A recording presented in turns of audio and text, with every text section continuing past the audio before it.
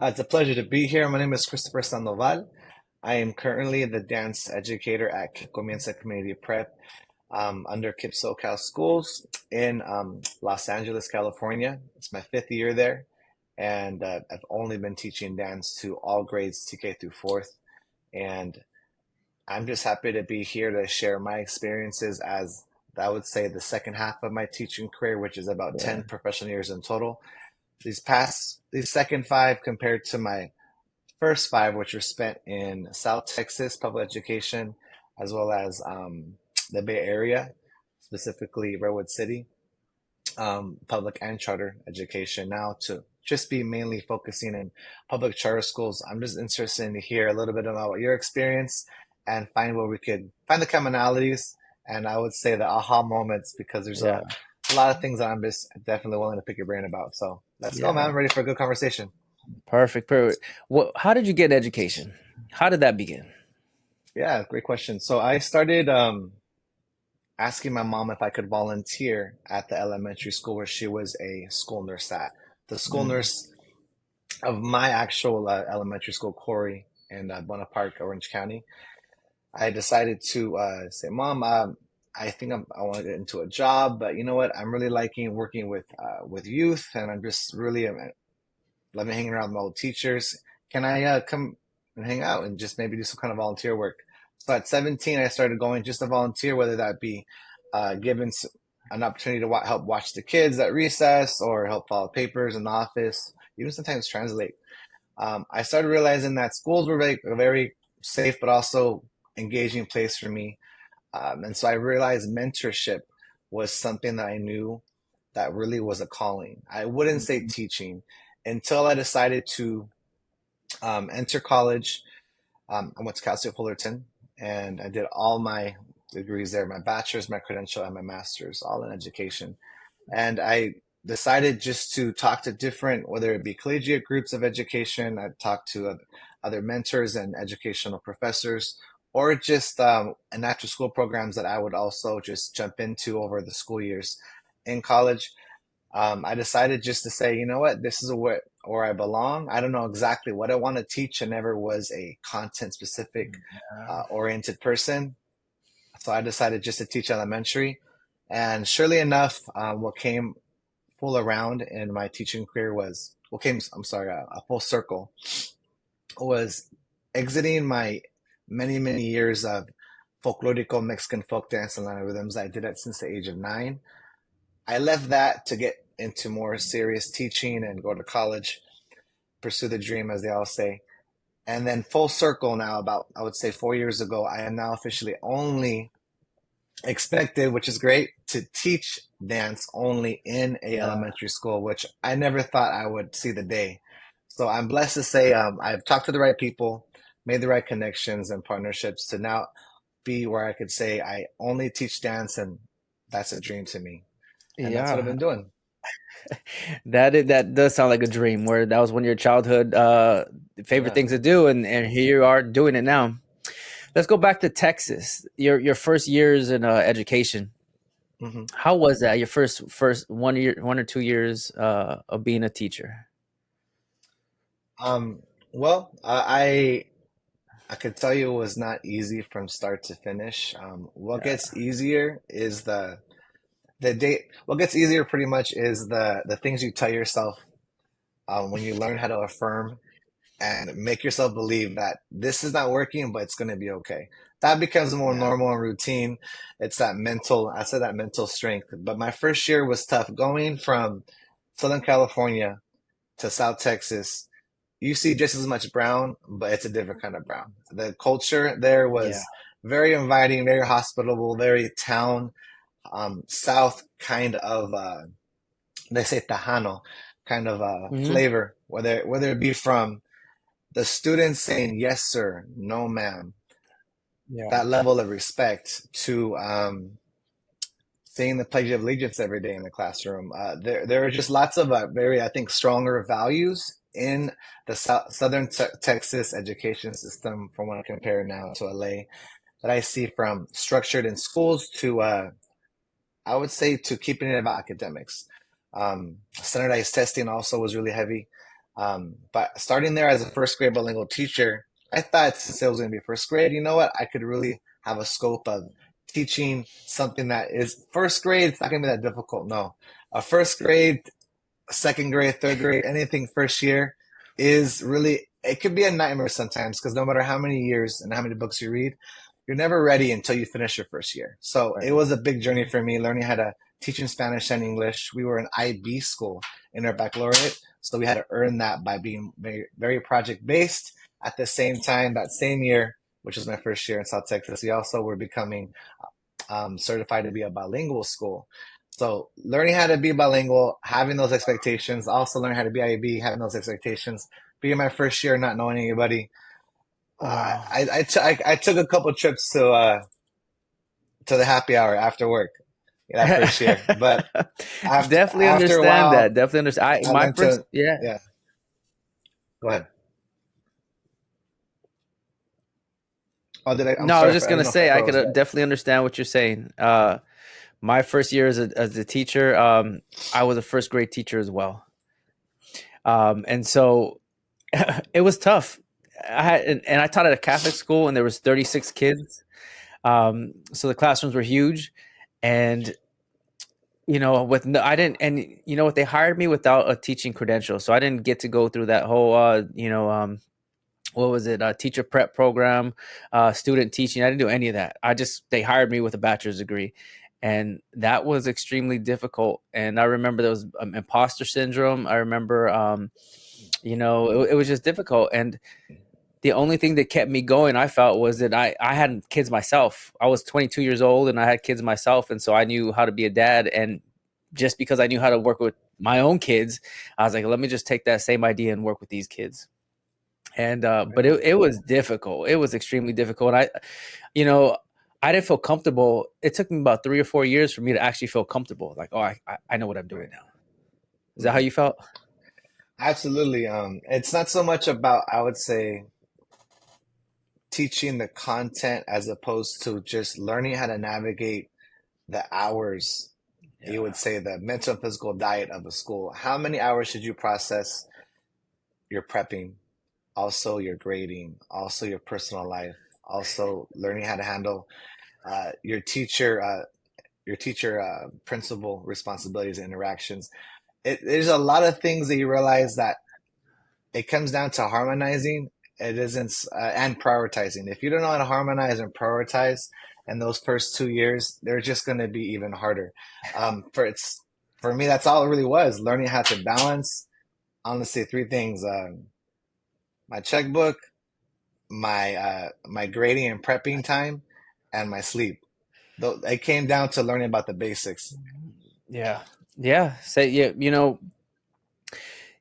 Further down, let's say you teach the same grade. I taught first grade for 6 years. So Mhm, when year four, I already had like a curriculum map. I knew what I had to teach. I knew the times it would take me to learn, teach how mhm, them their alphabet or whatever, their sounds, their math. mhm, Um, and so it was pretty good. And once I got that structure down, then prep became a little more easier. But mhm. until then, like you said, I was prepping. I was reading all these books. I was prepping too much. I was making these long lesson plans. It was tough. It was tough, and I didn't Right. know what to do necessarily. And it took me 4 or 5 years or so. And I've taught in the classroom for 18 years. My second half of those is the second half of 9 years, right? So 18 years, the second half of 9 years, teaching became, it was just so easy for me. It was just Mhm, so easy for me now. I was like, oh, this is easy. I know exactly what I have to do. This is cake. right. This is cake. Yeah. But it just took me a while.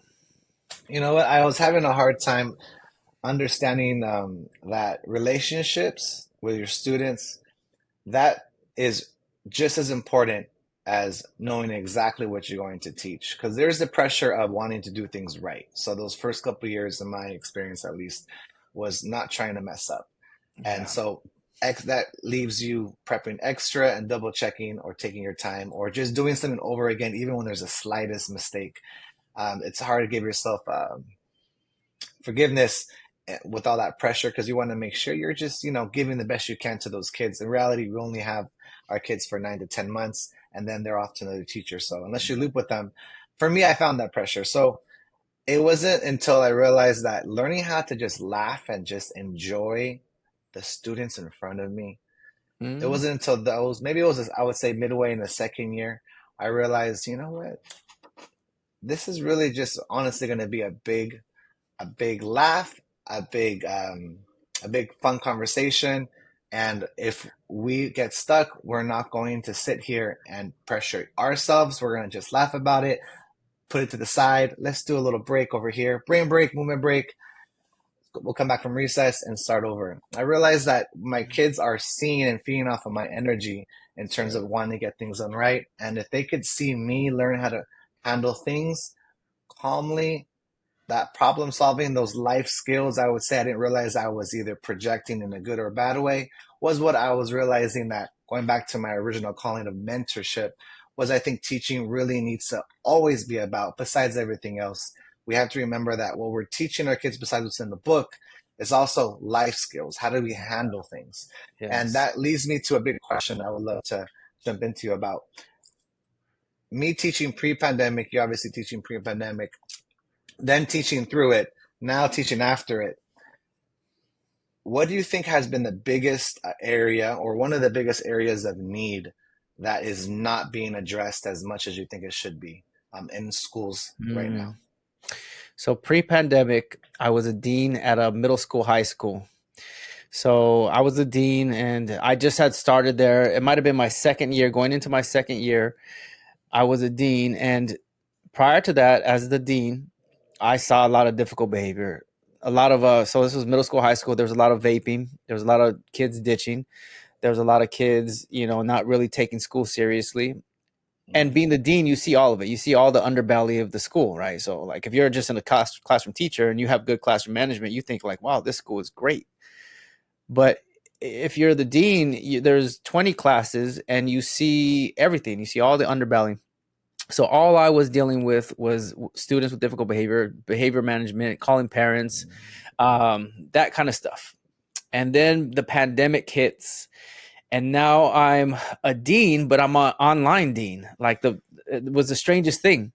So we'd have Zoom classes, and my principal would be like, "I need you to check into some of these Zoom classes and make sure their profile pictures aren't inappropriate." So I would just step into a class and be like, if there was an inappropriate picture, I would be like, "Hey, you need to change your picture, or whatever."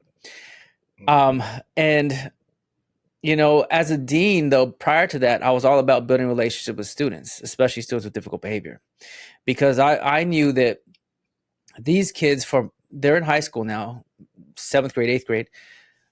Probably for all of elementary school, they had teachers who called their parents, who tried to bench them in middle and elementary school. They had difficult behavior probably in elementary school as well. And so my approach was not to follow the same route, like to just punish them and let's get you kicked out of school, let's suspend you. My approach had always been, let's build a relation with these guys, and I think that helped out. So then pandemic hits, we come back. It's the strangest thing, my goal now is to keep everybody 5 feet apart. That was my goal. So the kids that came back, I'm keeping everybody 5 feet apart, 5 feet Mm-hmm. apart. And there's not big behavior problems right now because people are like don't want to get next to each other, so that's not a problem. Then after that, I become an assistant principal, and I'm in these schools, and again, it's 5 feet apart. But you start to see a dip in academically. You start to see these kids who are now in, let's say, like when I was assistant principal at elementary school. These kids that are in third grade missed out on like first grade and second grade basically, and so now they're like almost a year and a half, 2 years behind. Mm-hmm. And so now there's a lot more IEPs, there's a lot more academic problems, and when there's a lot of academic problems as well, there's a lot of behavior problems because they're trying to avoid the work. They Mm-hmm. were so used to just chilling at their house and not really working, um and there's something beautiful about that as well, because for me, when it was the pandemic, me and my family, we hung out way more than we ever did. We were always together. And I guess if you had strong family, like if you had like a strong family bond, if you guys liked each other, then that was not a problem at all. But if you had a toxic home environment. And I could see maybe some of these kids had a toxic home environment, and you're in a room with, somebody that you don't like, or that's abusive, or, that could be a problem. And being home is a nightmare for some people. So when they they come back to school, I saw that, yeah, there's more behavioral problems. There's academically, they're struggling. Social emotionally, they're missing some skills, definitely missing some skills. They don't know how to interact with people. Anxiety levels are higher, I feel. Um, and I'm a new assistant principal, and I'm seeing all of this, and I'm like, okay, let's how do I help? How do I help with this? What do I do? I'm not a psychologist, but I know about relationships. I know about how to treat people kindly. I know about community building. Um, and I feel like that kind of stuff, where you welcome the kids to come to school, you make them feel like they're important, you keep them safe, you demonstrate love toward them, you boost their self esteem. You just create that environment at a school. And I'm the assistant principal. That's the environment that I'm trying to create with these kids, and with the staff, and with the teachers, and with the parents. I'm like the filter, I feel. And I need to filter out, I need to make everybody feel comfortable. Like, let's make everybody feel comfortable. Let's make everybody feel welcomed. Let's make everybody feel like they're important. Um, and that was my goal. And I felt like we got through the pandemic fine. Me and the principal, and everybody else that helped out, we got through that, and our kids, we did fine, and academically we did better than most schools that surrounded our community, Mm. neighboring schools. But I did see, like I said, a dip in academics, a dip in behavior, and a lot of anxiety, that kind of stuff. I mean, what have you seen? So I'm thinking back from pre-pandemic. I was in the Bay, then I came down here, and then the pandemic hit. Um, Thinking about needs for student behavior, I think that's always been there. Um, I've worked in schools. I've always served low SES, brown and black families, and I've usually have seen a pattern of of those needs of making sure kids feel safe and they have structure if they're not getting it outside the school. Yeah. What really made me question was how are we generally as teachers in the hallway conversations or even at professional developments when we really dive deep into the big whys of what's happening in education, if schools even have those conversations besides the regular PD curriculum review. Mhm. um, I really think it's important to not blame one thing. I am starting to hear the reason, which now I'm starting to hear as a, I would say, an excuse. Oh, the pandemic put us back so far. We have to understand that we have all these issues today because of the pandemic. And I realize that's very true. But I'm also trying to think about what are other things that have been still circulating around the pandemic until today that are not helping, that perhaps we as teachers, families, and us and the community are not all warping or not all coming around as one Yeah, collective team to make sure yeah, students are not getting further pushed down under the rug. What I mean by this is yeah. social media and technology appliances. Mhm. I can't tell you.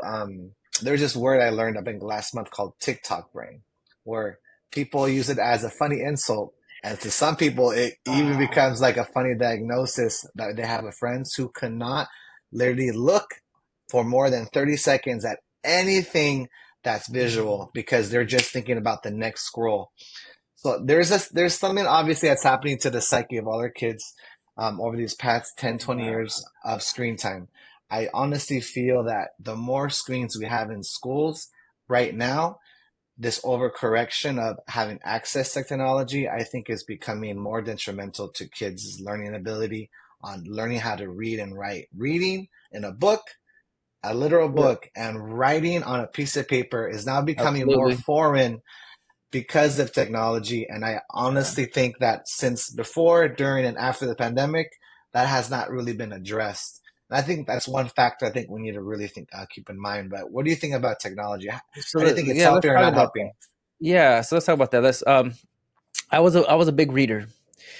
I read all the time. I read book like I'd read like 2 or 3 books a month, and my goal would be to read at least 50 books a year, something like that. Like let me read 50 Mhm. books a year. That would be my goal. And as you know, you're on social media, you're on the internet, whatever. I I read less. I don't read as much as I used to, and I don't read physical books anymore. Everything is digital, so I download it from Amazon. It's a digital book. I highlight on Amazon Mhm. Kindle app, but I don't read as much. But I do listen to more podcasts, and I do listen to more audiobooks, and I have Mhm. access to all kinds of information on TikToks, Reels, Shorts. Like I think that if you and not everybody has discipline like that, but if you are able to discipline yourself and just look up stuff that you are really looking for, like Mhm. if you're a teacher and you want to look up how to manage behavior, you look that up. If you want to, whatever you're trying to make a recipe or there's so much information out there, but there's also so much distraction out there as well. It's all out there. And it's easy to get lost in a scroll of some ridiculousness, and now you spent an hour of looking at your phone and you're like, what happened? I just was just unproductive for an hour. Mhm. It's easy to fall into that. And if you have no structure, if you have no discipline, if nobody's ever taught you how to use a phone correctly, or like what's life outside of a phone, do you have any goals? Like if you don't have any goals, then yeah, you'll get trapped. And I feel like our Yeah, kids get trapped. Our I kids think definitely get trapped. absolutely. What I'm seeing is it's such a push for we need more access to technology for our kids, and we're pushing that as the main thing. Our students, especially low SES, um, right above, below, or at the poverty line families in LA, they need this access. They deserve it. Yes, yes, yes. But no one's realizing what comes with that. There needs to be a strong culture of discipline, tenets, or principles like cyber safety, cyberbullying. We are, I Yeah. think, seeing more as reacted. I'm sorry, we're seeing more react. We're seeing people react to problems as opposed to being proactive to prevent Proactive. problems. Yeah. And I'm really, really getting tired of seeing so many kids getting addicted and having to look and pull out their phone. So many more fourth graders now have phones that I've ever seen before. Every year it just seems more and more necessary for younger and younger kids to have cell phones. And I think that's a conversation not enough people are having because it's really, I think, doing more detrimental things than it is keeping people safe. Well, like I would say that it's harder to sleep at night if you're a kid with a phone and you have a social media and you have Mhm. access to different apps that people could connect with you. That I think that's a problem. Bullying online is ridiculous. Memes that people make about other Mhm. kids or whatever, and they post them. That happens. Yeah. Um, it's a real tough situation because technology is not going away. It's not No, going to go away. It's no. going to be more, and you got more AI, and um, Those I are the use two tech words that scare me. Oh, the two AI. letters, AI, man. AI. I appreciate it, but we have to start being real. We grew up during the Terminator movies. Yeah, yeah, I don't think that a child who's 6, 7, 8, 9, 10, who I've been teaching the past 5 years in that age range, they are becoming less and less aware of what a real video looks like. We could see, you and I, a video on TikTok or YouTube or Instagram, and we could tell it's AI. You could see and look, but we're gonna have children. We already have children who don't know the difference anymore. That's what's scary to me. If you don't mind, can I shift this a little further to another conversation? yeah. Go ahead. Go ahead. So, besides, I would say the overcorrection and the misplacement of where technology is for kids in schools. I want to ask you about these letters that a lot of people are still, I would say, teachers, I would say, are uncomfortable speaking about. DEI. I want to ask you what those three letters mean for you, and do you feel like it's working in at least your paradigm or perspective of education, or at least where you work? I'm having trouble with those three words as a practice, I think there's some great things a part of it, and some not so great things. And I feel right now, as a teacher, I'm being told to pick a side. But I'll leave it at that. What does that sound like to you? Well, explain a little bit more about DEI. Sure. So diversity, equity, inclusion is I could call it a pedagogy, a Mhm. teaching practice. Some people might even call it now a cult, or some sort of indoctrination process. That really, for me, DEI stands for having diversity of identities. I'd like to challenge that and say more diversity of thought, inclusion to all types of communities and spaces where, and lately that's been more in reference to LGBTQA plus spaces, queer spaces, also spaces of color. And also equity. When I think of equity, I think of making sure everyone has what they need, as opposed to creating inequality. It's more about focusing on who needs what more or less, and we serve those needs. So when you think about the equity, there's usually a graphic that many schools have where you have a fence, and over the Offense, fence you yeah. see a baseball game, right, or some kind of game, and then you have these boxes, that are all different sizes, and you have kids on these boxes, and depending on what box, some kids can see a little bit, not so much, or not at all, and that brings in the conversation equity. So when I say DEI, I speak about that as a common general practice. How that translates into schools nowadays, I'm wondering and questioning, and this is where I feel like I get in trouble or might get a bad vibe for just questioning. Are we overcorrecting, or are we going down a wrong road at this point, using this as a practice, or is it time to update, recalibrate, and rethink? So when I think about my school, I can only give you my perspective of my school right here. We don't, and I think that's different between charter schools and public schools, right? So I don't, we don't, at least the school that I'm at, I don't see it as much. We don't push that necessarily in the school that I work at. Mm, My thinking as an assistant principal is really trying to make the school function properly. Like I'm looking at like, okay, when I first get there, um, is everybody here? Are all my teachers here? And if not, do I have subs? And if not, mm, what classes do I have to combine, or what class do I have to fill in for, or what classroom does the principal have to fill in for? Is she here at all? Is she here right now? Because if not, I'm gonna have to take over. Who mm, has the gate over here? Who's watching the kids come in? So I'm looking at all these things at the beginning. Like I'm just looking at making this school run. Everybody's here now. I'm looking at late students. Like okay, who's here? Who's not here? Now I'm trying to check in with the kids that I know have difficult behavior. So I'm doing all these things, and I'm checking in with the subs, and I'm walking the campus, and I'm doing my classroom observations, and I'm doing recess duty and lunch duty, and I'm typing up my classroom observations, and I'm so focused on running the school properly, and I'm not really trying to push an agenda. And my principal, we weren't trying to put, we were just trying to how do we increase how do we make people feel safe, how do we make everybody feel safe? That's mm, so important. How do we bring up these test scores? Like how do we inspire the teachers? How do we so like we at least at the school that I worked at, we weren't pushing like some sort of agenda, some sort, and everybody's welcomed. We mm, we don't, everybody's welcome at our school. We're not trying to push anybody away.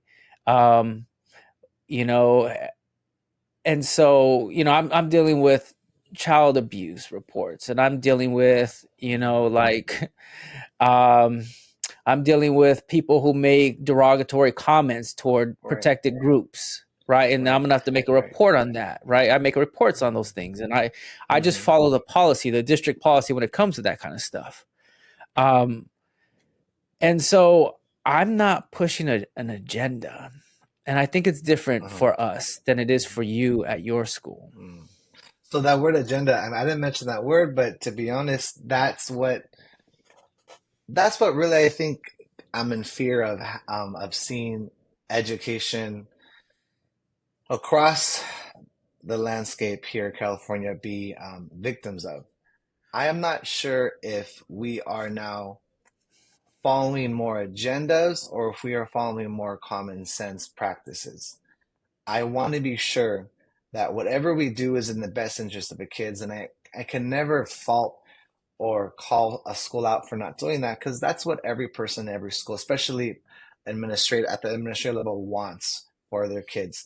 So I'm I'm at a point where I'm questioning DEI isn't just in education. It's we see it in the music industry, we're seeing it in the movie industry, we're seeing it at the government level as well, where there's either there's Yes. quotas to be filled for certain identities or Yes. certain people to identify, or whether it be certain minority groups get certain assistance, or whether we have different people who look different in a room having a conversation. For me, I would like to say that my school, I'm proud of our school, always trying to find what's best regarding the current thoughts of, or I would say, free thinkers of our time. But when we say free thinkers of our time, and then we decide to find a vision, and that vision comes from a way of thinking or idea. We could say agenda. I don't think agenda has to be seen as negative, but lately it has been. I think we have to consistently make sure every single staff member understands what that vision is. Some people are here just to teach. Some people are here just to handle the operations of a school. And some people have to do both. But the politicalization of, I think, education is weaponizing people to choose a side and now polarize even more charter schools versus public schools, private schools versus whoever, magnet schools versus this. It's becoming even worse now. I don't think it's helping. Um, all I can tell you is what the same community, I would say Mexican American community in South Texas, the way they see what we're doing here in these Mexican American communities in Southern California, they're night and day. We look the same, but we don't think the same. And I'm wondering if we are either reinventing a wheel that is moving away from the kinds of virtues that we thought developing strong, independent, free thinking children to be, besides knowing their academic skills. Um, I'm thinking more about life skills and thinking more about free thinking as global citizens. Are we creating global citizenry by, in my opinion, overcorrecting through one way of thinking? In this case, this way of thinking is called DEI. We all know it's been called No Child Left Behind. It's been plenty of other more buzzwords and new levels or eras of education that come in through our doors. And then we go on the next couple of years, if you teach long enough to hear another, we call it initiative, you call it, if you want to call it that. But I'm starting to call respectfully BS on this whole system we call education. Because if I just want to teach and do my job, I'm going to teach and do my job and go home. But I'm starting to understand myself now as a 10-year plus teacher, as someone who should be able to vocalize and have conversations with younger teachers as well as older teachers about what's happening in our country. Because clearly we know that we're getting paid the least in the biggest industries of this country, which is education. Clearly, we know that politics and education have never worked hand in hand. We're always waiting for funds. It's never been crystal clear. It's never been beautiful in the golden age of education. We all know that. So I'm wondering why we don't have enough, I would say, conversations within schools to talk about this daily, sometimes nonsense, sometimes political correctness, sometimes a clash of agendas. I just think people don't know the difference between going home after a day's work and also staying up for what education can be. I don't know what it is. If there's not enough people talking about it, or there's just a, a, a toxic way of handling teaching or seeing teaching in the first place that allows us to repeat this cycle of, I would say, teacher oppression. Like we are not getting paid what we deserve. We know that. We still do the job. We're getting thrown different initiatives every 3 or 4 years, whether it be a new curriculum, or whether it be a new pedagogy on what we think education is or behavior is, whether it be restorative justice or a new point system for incentives for kids. Um, I know I'm rambling here, but there's a lot that's been going on in my brain this past year that just leads me to question simply, are we creating sleepwalkers as teachers, or are we creating free thinkers as teachers? Because if a teacher's a free thinker, you're going to be able to teach free thinkers. But if you're a sleepwalking teacher, just saying yes, yes, yes to what we think education is, to who's telling us what it is, are you also teaching sleepers on top of that? I'm Mm. going to leave it there for you. What's the solution? I'm gonna ask you, what's the solution? Like, what is your solution? You've laid out, Mhm. like, you have a lot of problems or issues with the educational system right now. What's one solution? Just one. What's one Mhm. solution to all the things? One of the things you talked about. I'm solution oriented, so I'm always looking for a solution, right? I'm Absolutely. I'm Yes. always looking for. There's a ton. I can sit here and ramble off a ton of problems I see. Like, okay, that's a Mhm. problem. That's an issue. That's a problem. That's not right. That should change. This is not okay. There's a lot. There's a Mhm. lot going on. Right. Right. And if I sit there and if I think about all these things that are wrong with education and the system, and there's not enough funding, and we don't get paid enough, and they take advantage of us, and they they're pushing their initiatives on us, and we have no say, and there's a lot. I could sit there and I could ramble off a lot of stuff that I disagree with, Right. right? Right. Right. But I'm like, if I do that and I'm focused on just the negative aspect of education, how is that benefiting me? Is that going to benefit me if I Right. sit there and just talk about all the stuff that's Mhm. wrong with education? Because there is a shitload of Mhm. things that are wrong with education. Um, Mhm. and Can I or can I can I share just, something on that? yeah, go ahead. Yeah. So absolutely. I think one, people choose to wake up and understand how systematized the educational system is that we work in as teachers, how it benefits us and doesn't benefit us. Any system's going to benefit and not benefit. Every system's not perfect. But I think one, there needs to be a bigger push for more honest conversations about what is the significance of me as a teacher in the educational system, as opposed to what is the significance of me knowing the material just to teach my kids so they can get what they need to get in terms of being successful on their standardized testing, and also check all the boxes that they need mentally and physically and emotionally, as whatever grade level they're trying to go into.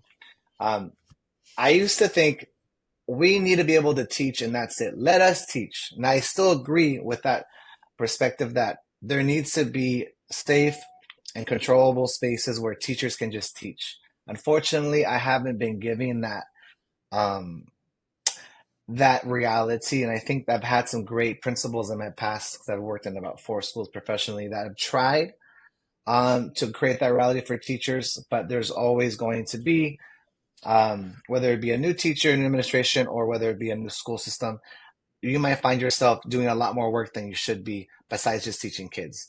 Now, again, it sounds like I'm rambling and complaining, but I think my first point is we need to start having more honest conversations as responsible people in our work, not just as teaching from the book and getting kids to behave, um, but also see ourselves as, I don't want to say an activist, just see ourselves as responsible people in our work. Is everyone transparent enough and have the transparency to know why a school is running the way it's running? That's one thing. The second solution I think would be to start obviously putting and pouring money back into schools, but also making sure there is a new perspective of what it means to be engaged with your community.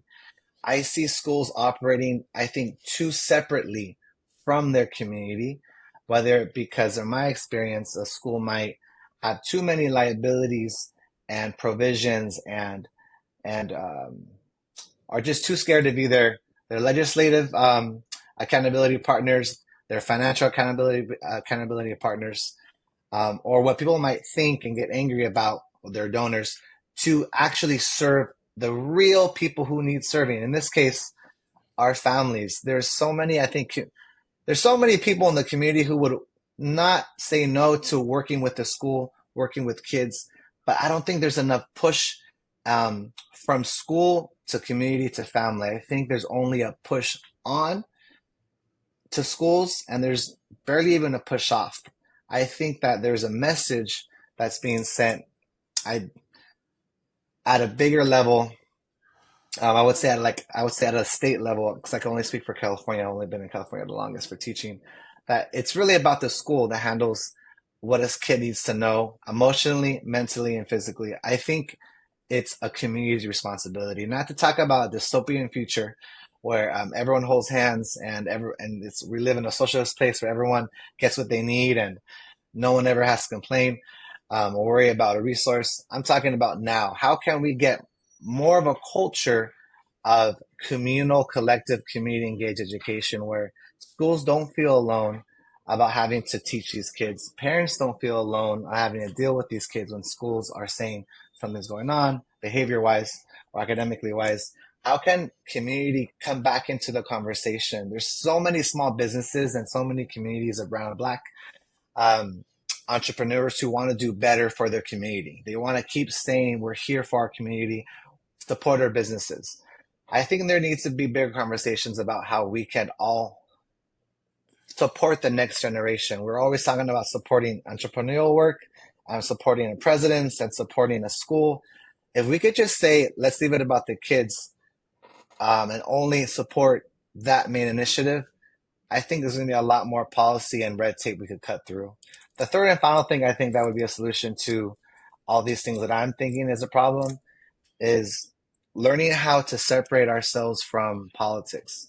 I see a lot of politics play into schools, but only if I pay attention. I think a teacher could teach 20 years in a school and not ask questions, and they could do their best job and be given the respect they deserve for teaching their children. But I think there's too much of a politicization into schools where I could say, I'm just not going to think about it. I'm going to just focus on my kids. I think we need to wake up a little more and realize there's a lot of things happening and it's affecting us besides our children. And we could definitely speak up about it more. That was a lot I had said there, buddy, but thank you Yeah. for hearing that out.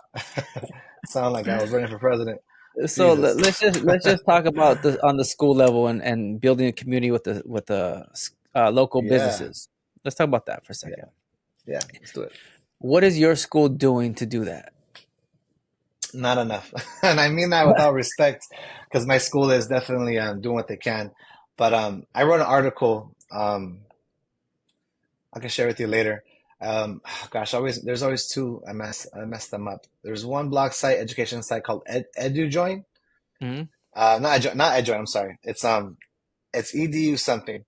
But I wrote an article about community engaged education and using cultural cultural practices in the community, in this case folklorico, to really uplift a school without the school having to do all the heavy lifting on their own. And so in this article, I made it very clear that we just need to start walking into businesses around our school and just introducing ourselves and saying, Yeah. here's who we are, here's our mission, here's the Yes. families that we serve that you're probably serving. No, whatever it may be, there's an opportunity for us to work at or work for. It's going to happen. We don't know when, but just here's who we are. Becoming visible becoming visible to people, as opposed to waiting for people to come to us, or having a parent say, "Can you talk to this business?" We need to be the ones in charge of creating those spaces and facilitating those conversations. So parents, one, see and families see that we care about the community and their family, not just the school network that's in the community. But my school, I think, is still working on that. They're doing a great job at going by the book and making sure everyone is safe. I mean, ever since COVID, making sure that all spaces are being given visibility.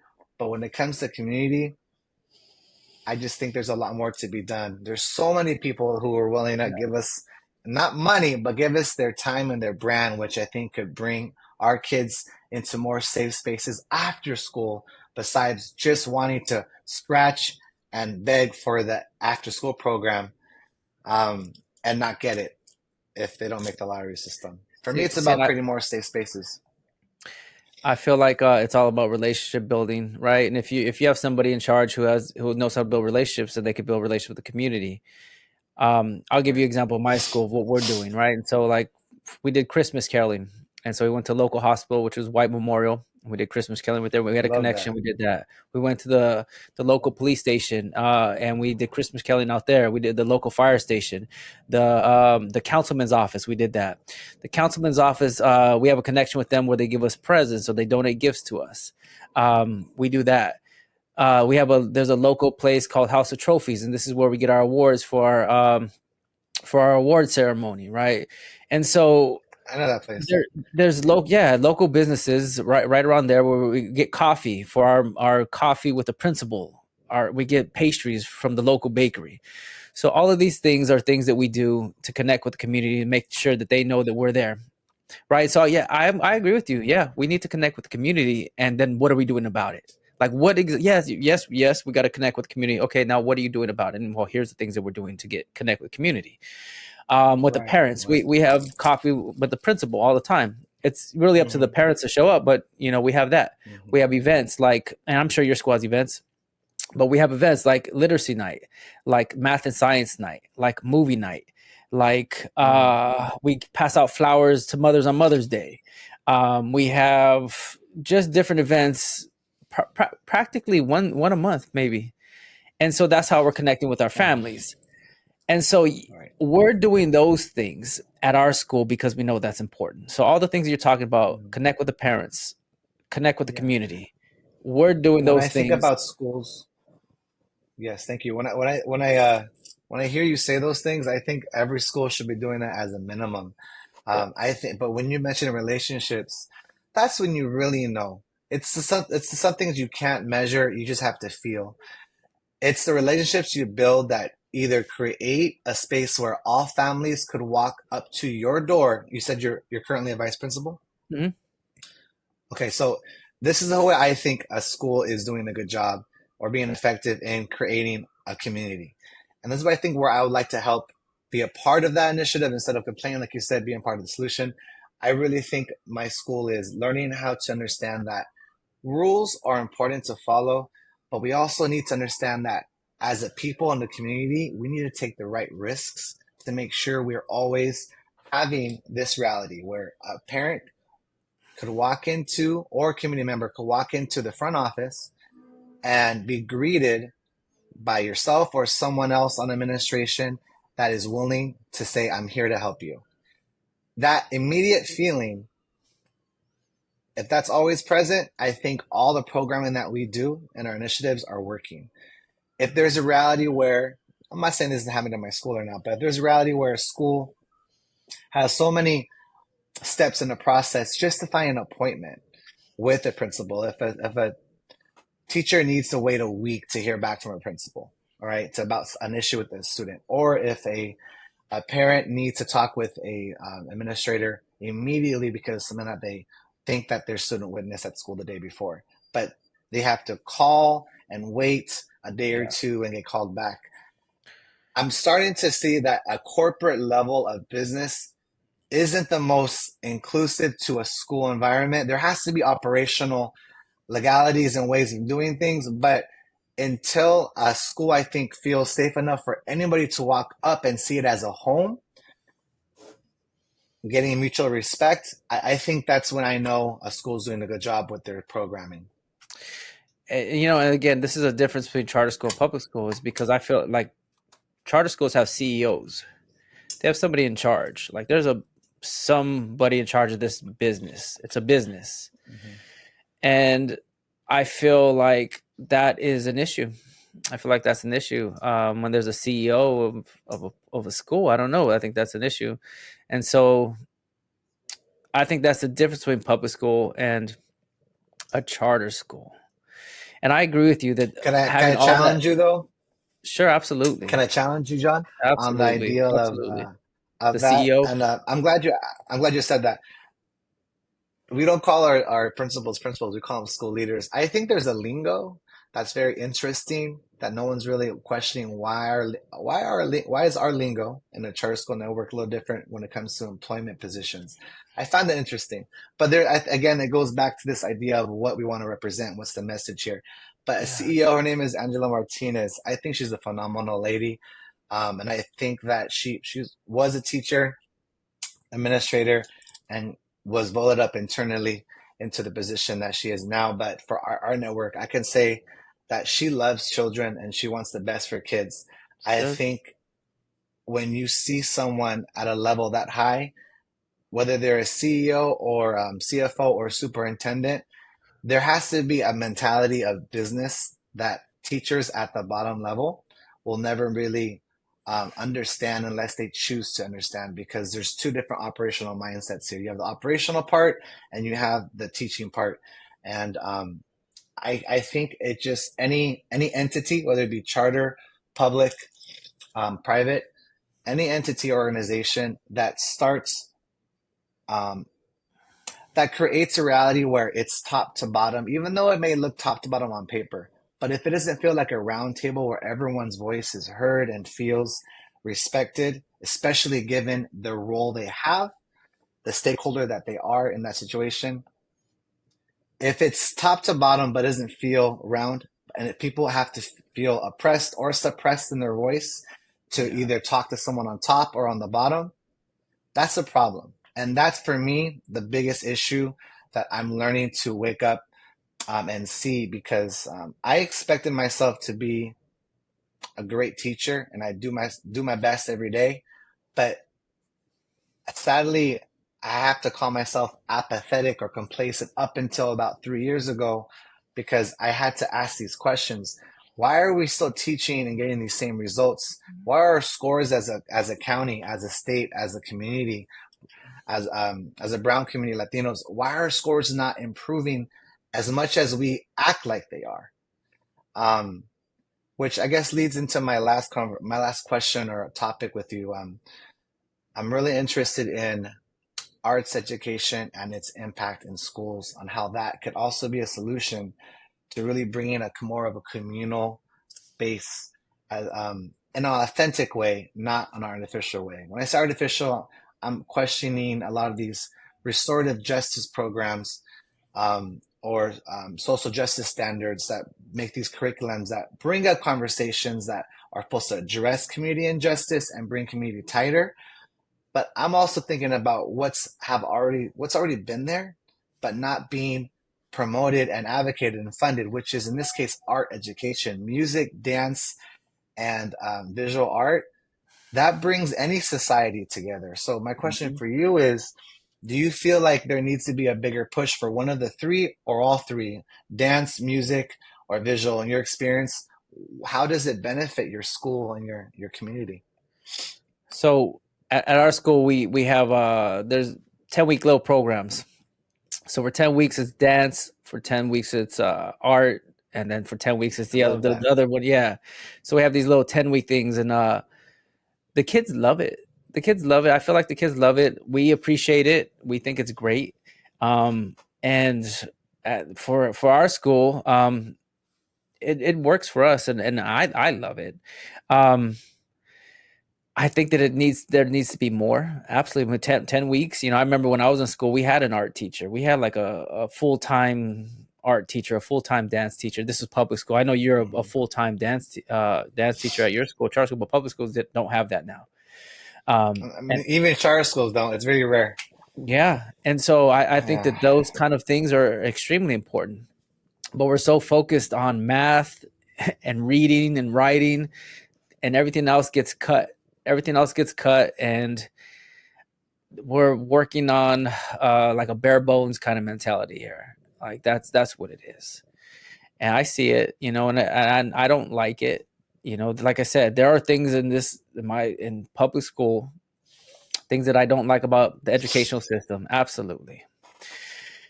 My thing though, like after talking, listening to you, and um, my thing has always been the micro level.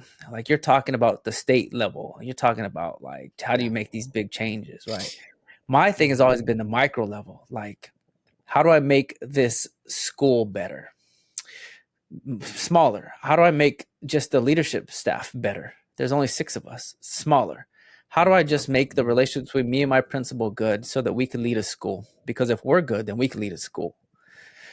How do I make okay? I have 225 students at this school. How do I reach all 225 students? Well, smaller. You don't really have to reach all 225 of them. You just have to be keep 225 safe.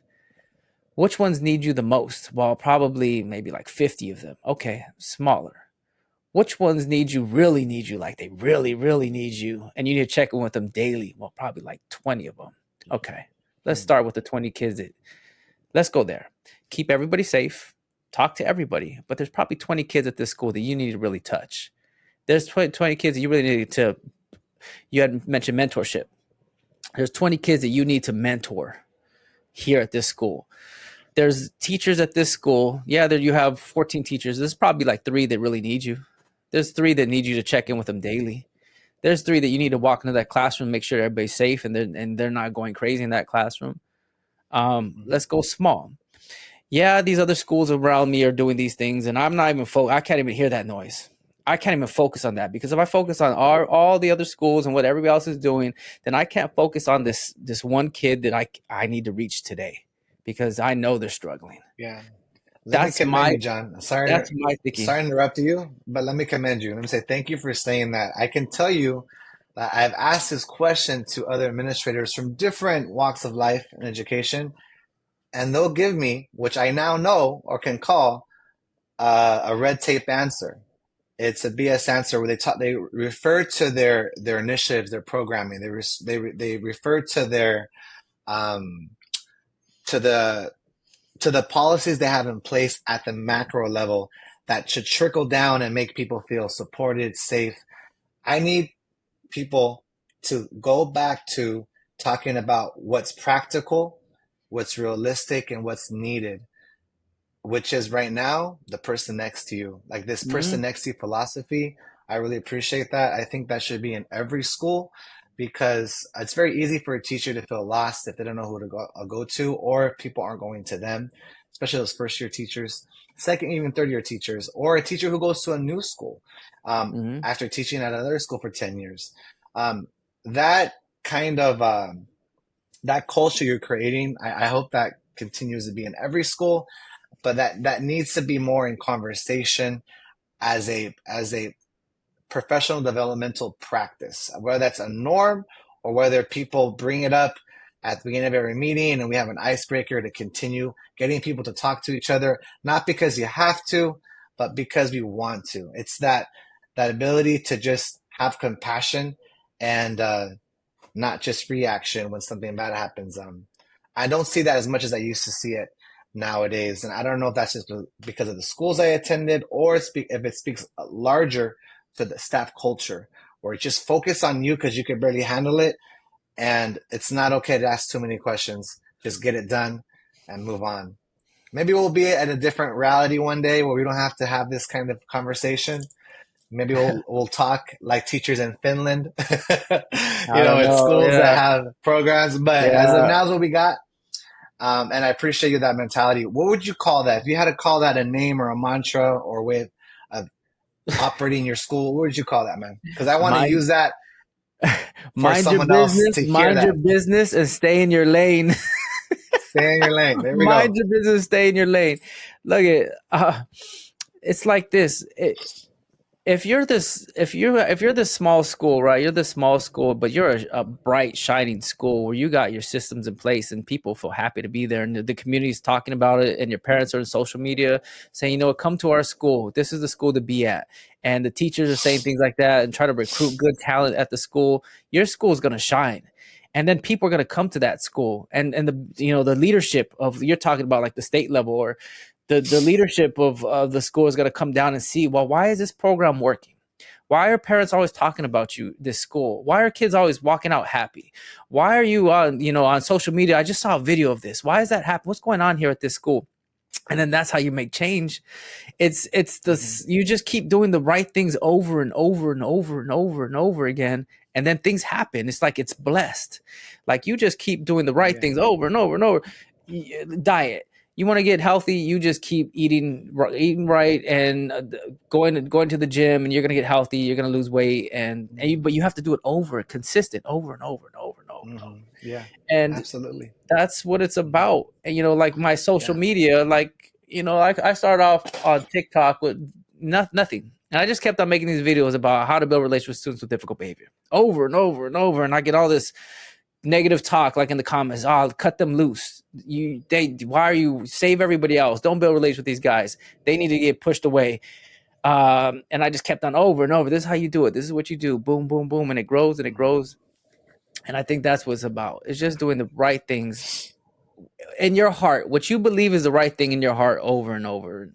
You just keep doing it over and again. And, change happens. And I think that that's what we need to do. And I'm going to a new school next year. I'm not at the same school as I was.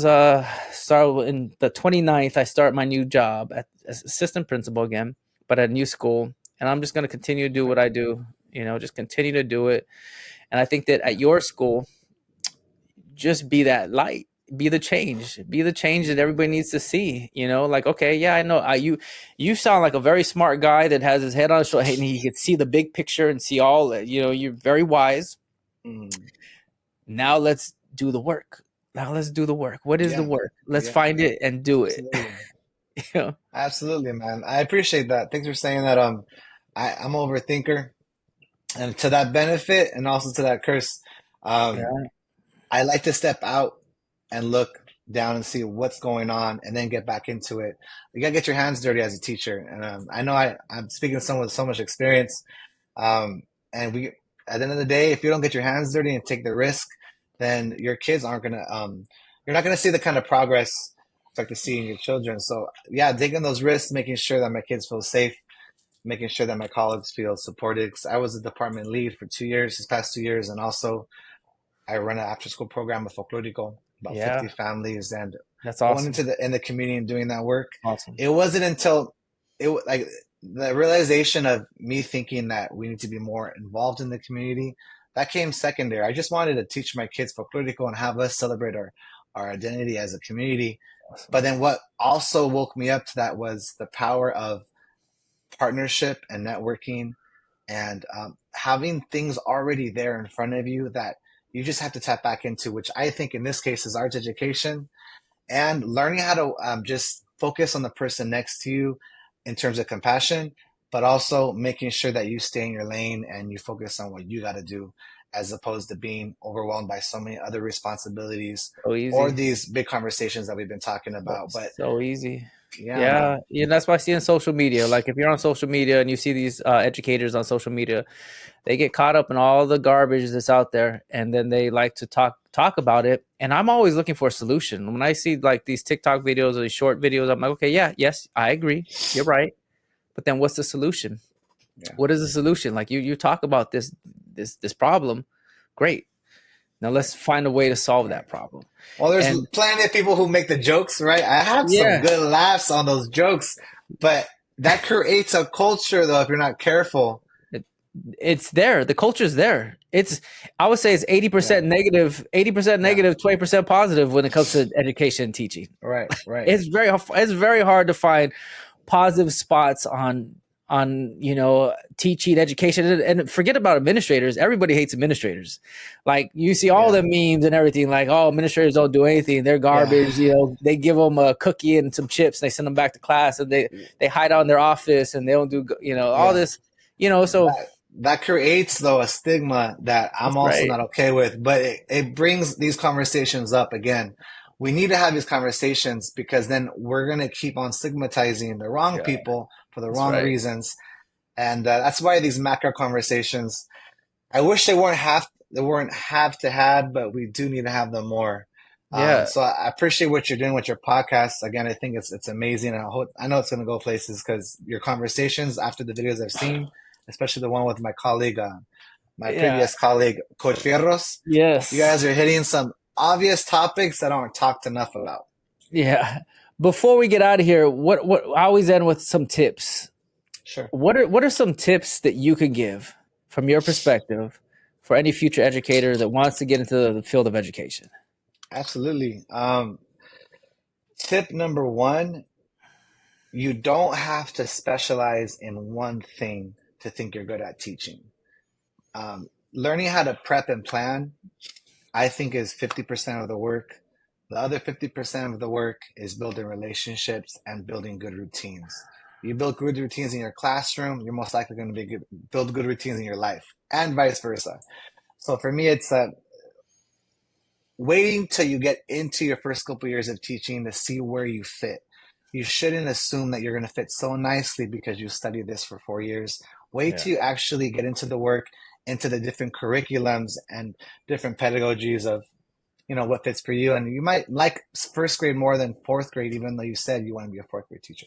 Second tip, besides being open minded, um, absolutely ask yourself what kids have too much of outside of school and not enough of outside of school.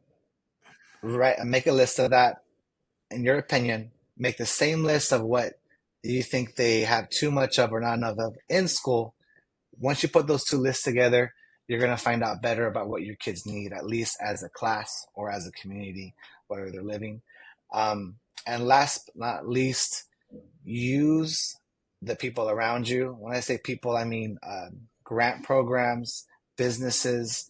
There's so many parents who have so many skills who might not just be vocal enough to tell you because they don't speak English or they were never valued by their school, and they might build. I mean, two parents build me. They built me about three or four different tarimas, these wooden platforms, Yeah. and another two families painted them. That's They look awesome. beautiful. This would have cost at least $500. They did Yeah. it off of their backs and their time and their compassion because they know their kids matter. Therefore, what I do matters. So those three things, I think, would be the best things to start in your first year thinking like. Perfect. Well, Christopher, thank you so much for being on the podcast. I greatly appreciate our conversation. You brought up a lot of interesting and important topics that need to be brought up. I don't have the solutions to all those macro macro problems, but I like I said, I like to focus on the micro. But thank you so much for taking time to share your opinion about things.